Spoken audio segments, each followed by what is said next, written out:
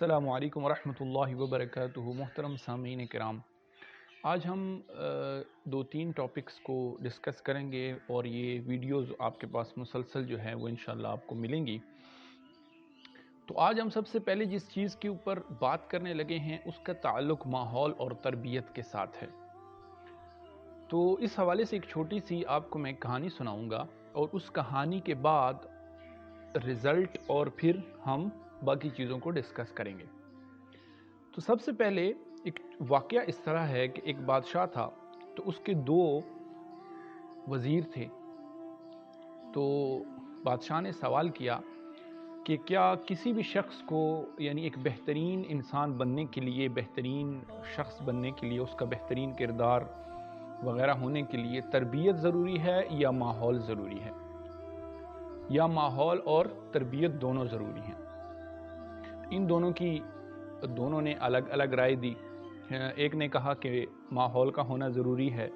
تربیت کے ساتھ، جبکہ دوسرے نے کہا کہ نہیں، صرف تربیت ہی اگر انسان کی کر دی جائے اور اس کو ماحول پرووائڈ نہ کیے جائے تو کوئی مسئلہ نہیں۔ تو بادشاہ نے کہا اچھا چلیں، آپ لوگ اس کو ثابت کرنے کے لیے آپ کے پاس 1 مہینے کا وقت ہے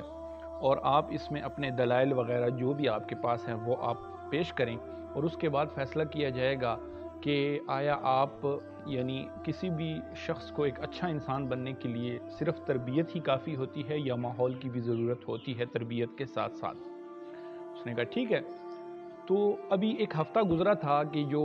تربیت والا وزیر تھا وہ آیا اور بادشاہ کو کہا کہ بادشاہ سلامت، میرے پاس ایویڈنس موجود ہے اس بات کا کہ تربیت انسان کے لیے کافی ہوتی ہے، نہ کہ اس کو ماحول وغیرہ کی ضرورت ہوتی ہے۔ اس نے کہا کہ اچھا ثابت کرو۔ تو وزیر جو تھا وہ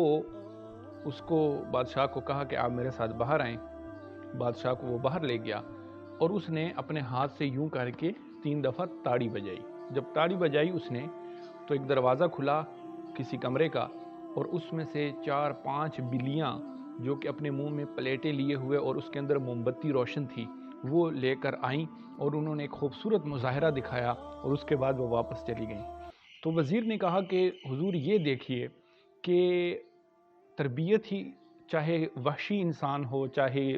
وحشی جانور ہو، اگر اس کی تربیت کی جائے تو وہ ایک اچھا انسان یا اچھی ماحول میں جو ہے نا وہ کردار ادا کر سکتا ہے۔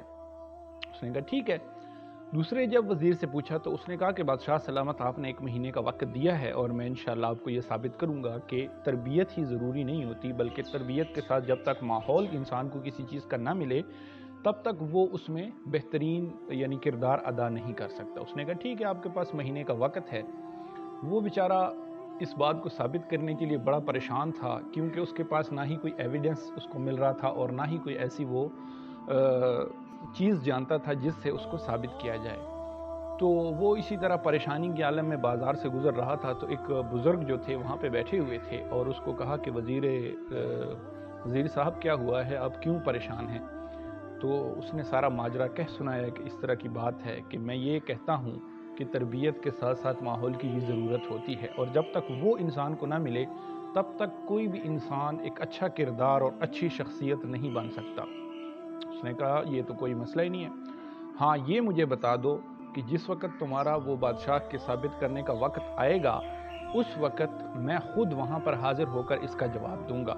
اس نے کہا ٹھیک ہے۔ وہ وزیر چلا گیا، لیکن اس کو پھر بھی کنفیوژن تھی کہ پتہ نہیں بابا آئے گا یا نہیں آئے گا۔ لیکن کیا ہوا کہ وہ چلا گیا، اور جس وقت وہ آخری یعنی اس کے دن تھا، رزلٹ کا دن تھا کہ اب وہ ثابت کرے گا کہ ماحول اور تربیت دونوں اکٹھے ہوں تب ہی ضرورت ہوتی ہے۔ تو اس نے کیا کیا کہ مجمع لگا ہوا ہے، بادشاہ بھی بیٹھا ہوا ہے، عوام بھی بیٹھی ہوئی ہے اس کو دیکھنے کے لیے، اس بات کو ثابت کرنے کے لیے کہ کیا واقعی صرف تربیت ہی کافی ہوتی ہے یا اس کے ساتھ ماحول کا ہونا ضروری ہے۔ تو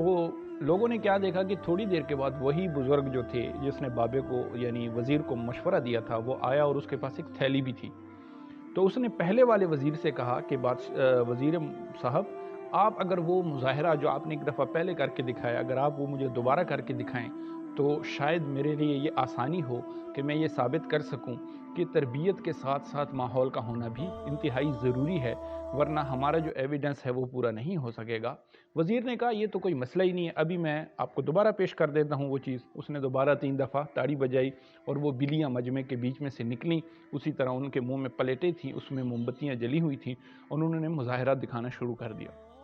اسی دوران جو بابا تھا اس نے اپنے تھیلے میں جو ساتھ لے کر آیا تھا اس کو جب اس نے کھولا اس میدان کے اندر، تو اس میں سے چوہے نکلے اور وہ میدان میں پھیل گئے۔ تو جب بلیوں نے چوہوں کو دیکھا تو ان کی تربیت سب کچھ دھری کی دھری رہ گئی، تو انہوں نے